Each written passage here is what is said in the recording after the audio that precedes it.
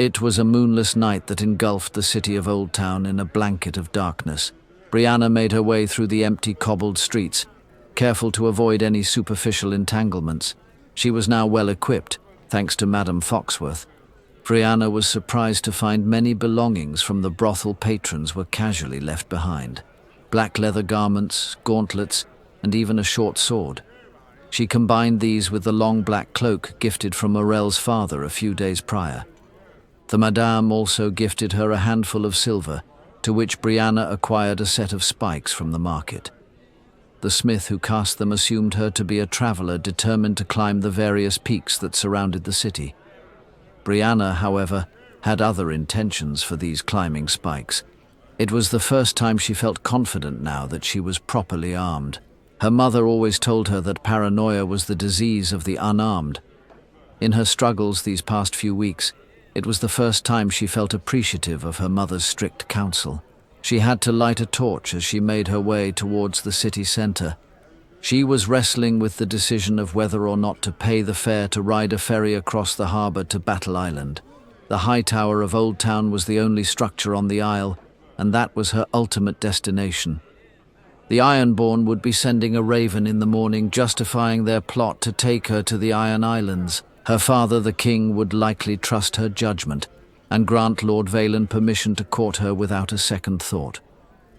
The letter had to be intercepted, and the plot against her father exposed. Brianna had arrived at the vacated docks for the smaller fishermen on the far side of the harbor. The Iron Fleet was anchored beyond the High Tower and would be clear of her path. She waded into calm water expecting it to be colder, but the shallow surf was surprisingly warmer than she remembered. She swam calmly, leaving little wake and even less noise. The notorious Old Town fog had crept over the city since she departed the brothel a few hours prior. The night was halfway to sunrise. Brianna knew there was only one way to reach the rookery atop the High Tower. The only question remaining was if she could reach the top of the High Tower before dawn. Her feet finally grazed the submerged gravel of Battle Island, and her shoulders broke the waterline. Brianna would have preferred to remain submerged until she could observe the sentry rotations, but time was not on her side. She pulled herself from the sea and made her way up the steep embankments. She smiled slightly to herself as she thought herself an actual kraken emerging from the sea to hunt the Ironborn. She felt slightly dizzy staring up at the base of the High Tower and the orange glow of the flames above. The shiny black base of the High Tower stood in mockery of Brianna's objective. Its slick surface would make her scale quite difficult if the smiths in the market had not fashioned her a proper grappling hook. The shore was exposed, but the infamous Old Town fog had settled over Battle Island. It was thick enough to obscure the top of the tower, which was her objective.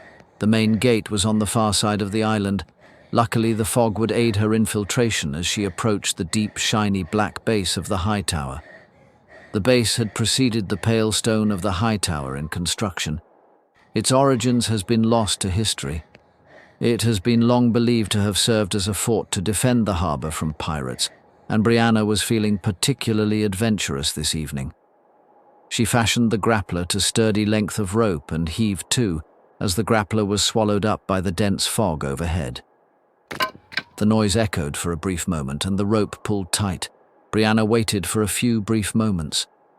The absence of footsteps or shouts reassured her that she had not been heard.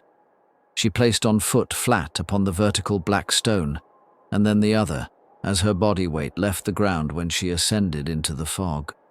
Her pace was faster than she had expected. Roughly 24 steps, and she reached the base of the High Tower.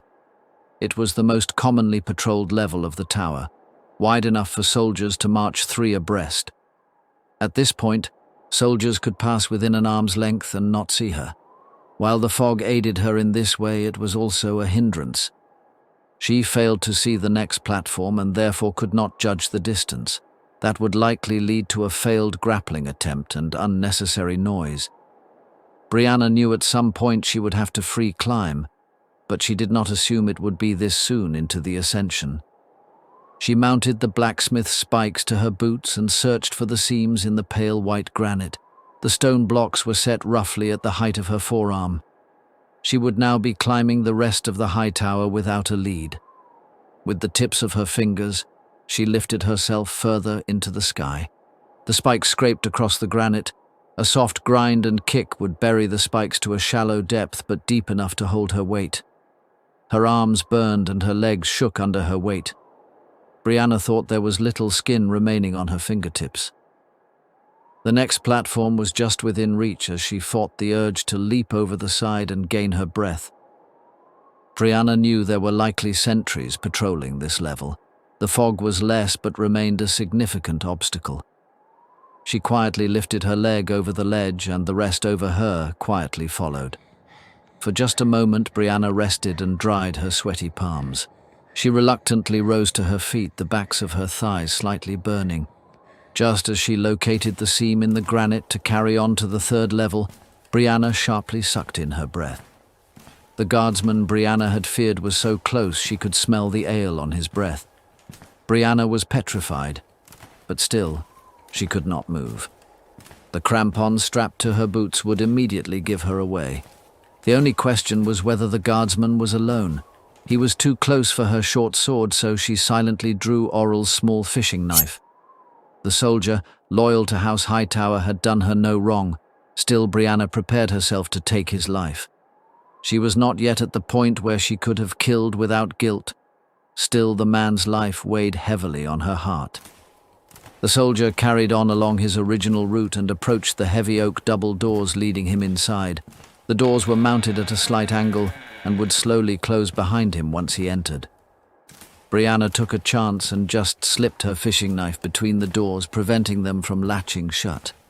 The princess lowered herself to a knee and removed the crampons from her boots. She slid into the dark corridors and searched for a staircase. The exterior corridor followed the outer wall, leading to the eventual return to the guardsman that allowed her entry to this level. The rookery was likely on the level above. She had to exit this floor and exit it now.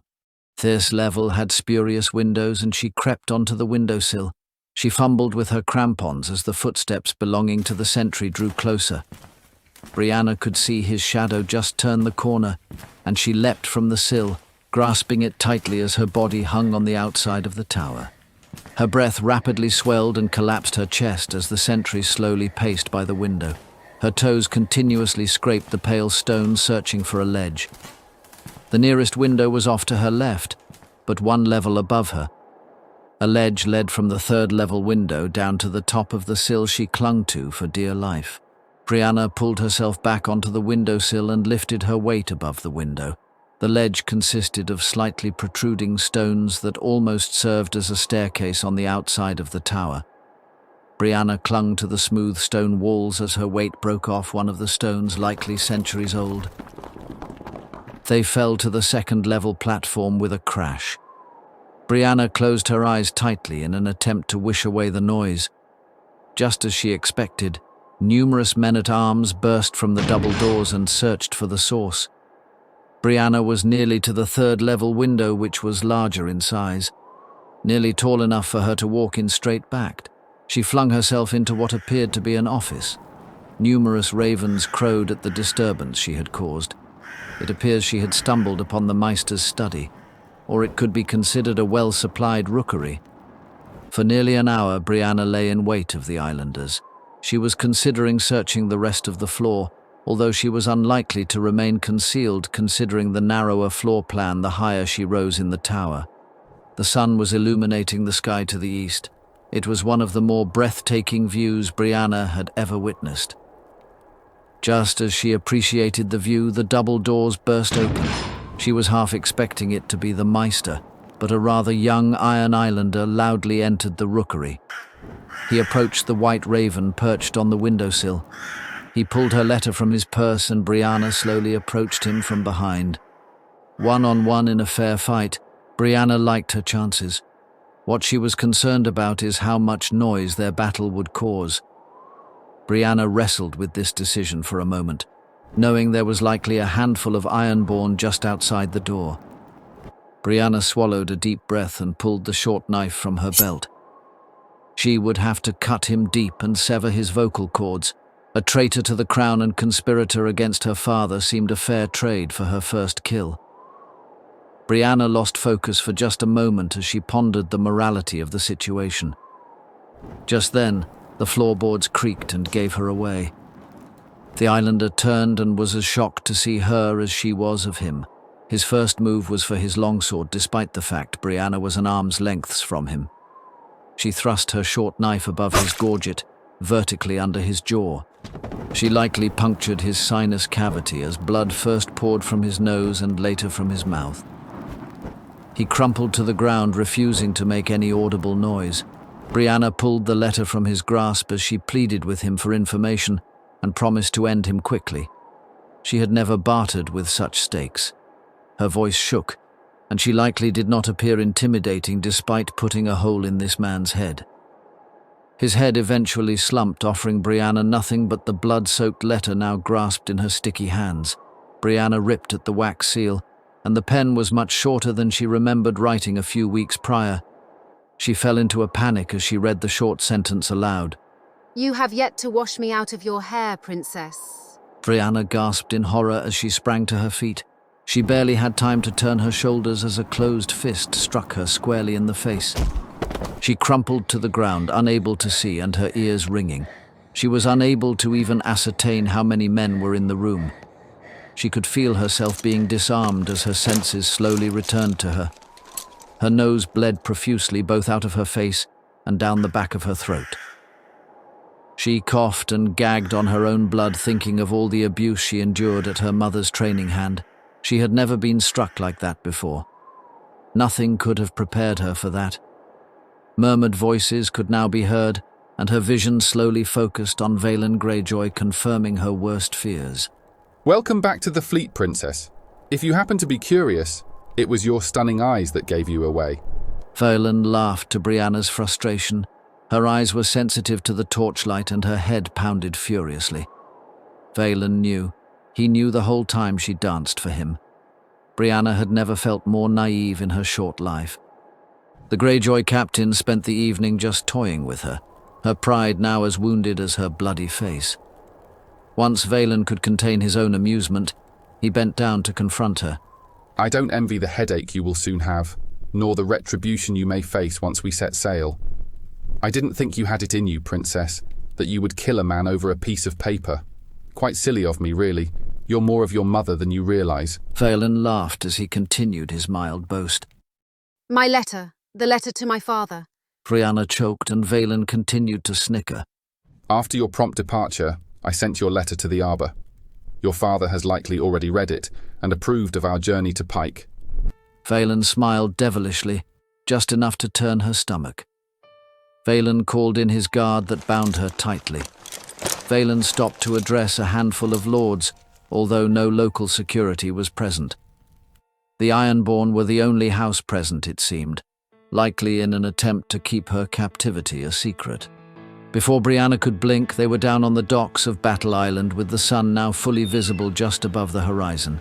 She was thrown upon the docks as the sailors loaded into the skiffs that would eventually return her to the flagship. Brianna was heartbroken, knowing she was her own greatest chance of rescue. She could have been halfway home had she decided to leave the Ironborn be. Now she would face maritime tribunal for the murder of one of their men. Every man aboard the Silence has likely done the same. Still, it would be Brianna who would soon face summary judgment.